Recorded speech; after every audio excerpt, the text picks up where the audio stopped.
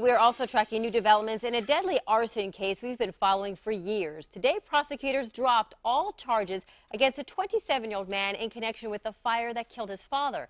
Last month, charges against the victim's wife were dismissed.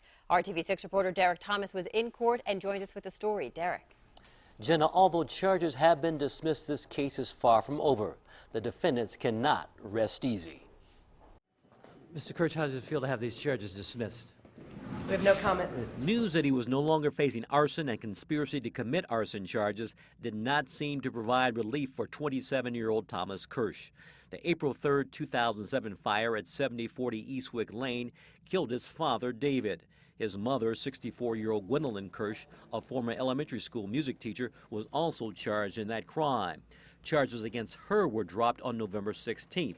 There has been no celebration from her camp either. Because charges are dropped or dismissed does not necessarily mean the case is over with. The state's motion provided they could refile these charges, and oftentimes that happens. Because of evidentiary problems or certain procedural issues, the state decides to dismiss a case, they can bring it back.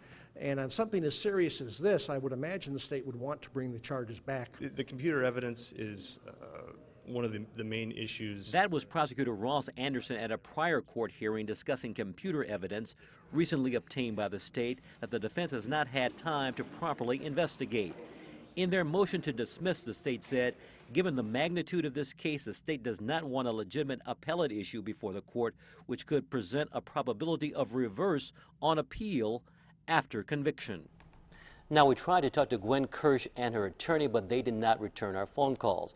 Prosecutors would not do an on-camera interview about the next step in this case, but they did indicate there may be an announcement later this week. Derek Thomas, RTV6. Derek.